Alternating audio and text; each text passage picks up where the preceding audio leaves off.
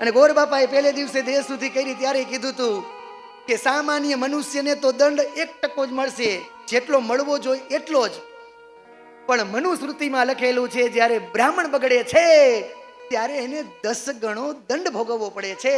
ભગવાન કહે છે કે યજમાન સામાન્ય મનુષ્ય તો છૂટી જશે.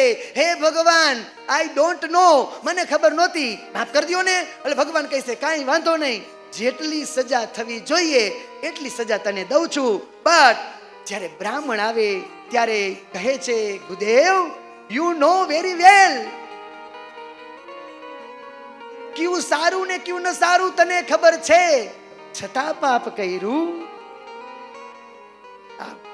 10મો નંબર હોય ને કપિલ મહારાજ નો, અહીંયા લાઈન હોય પાપ ભોગવવાની, 1 2 3 4 5 6 7 8 9 10. અને યમના રાજા પાસે અહીંયા પેલો ઉભો હોય અને 10માં કપિલ મહારાજ ઉભા હોય ને, કપિલ મહારાજ ને કહે છે તમે પેલા આવો. કા તો કે યુ નો વેરી વેલ પાપ શું કહેવાય, અને કર્યું અમને 10 ગણો. ઘણા કહે છે બ્રાહ્મણ ને તો બહુ સારું, એ સીધા આવે, સોનાના દાન, ચાંદીના દાન, 4 વ્હીલ ફરે. ના, કાંઈ પણ સહેલું નથી બાપાઓ, કોઈ પણ વસ્તુ સહેલી નથી, બધું અઘરું છે. તમારી ઘરે બ્રાહ્મણ જમે એટલે સીધી ઘરે જઈને 10 ગાયત્રી. આજો હતા હવારમાં બેહી ગયા હોય, રોજ તમારા ભોજન જમે છે ને, એટલે અશોકદા અમારા રોજ હવારમાં માળા કરવા બેહી જાય. કાં તો કે તમારું ભોજન પચાવવું તો ખરું ને. પચાવવું એટલે તમારું અનાજ પેટમાં નાખ્યું, તમને કંઈક દેવું તો ખરું ને, મફતમાં ન ખવાય બ્રાહ્મણે. દાદા રોજ વિષ્ણુ સહસ્ત્ર કરીને આવે. કાં તો કે જેનો રોટલો ખાય છે એમને ન ખવાય, પેટમાં રોજ બાસુંદી પડે છે તો મારે એને કંઈક દેવું જોઈએ.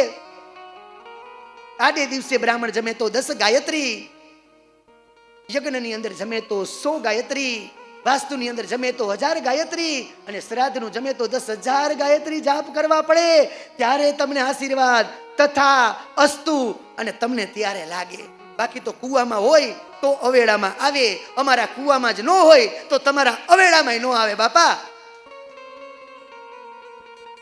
એટલે માત્ર અમારી ફરજ તમારા લાડવા ખાઈ અને રૂમે જઈને સુઈ જવાની નથી, પણ તમારું જે ભજન કરવા આવ્યા છે એ ભોજન કરીએ છીએ એમાં કંઈક અમારે કરવું પડે. આ કથા છે જ્યારે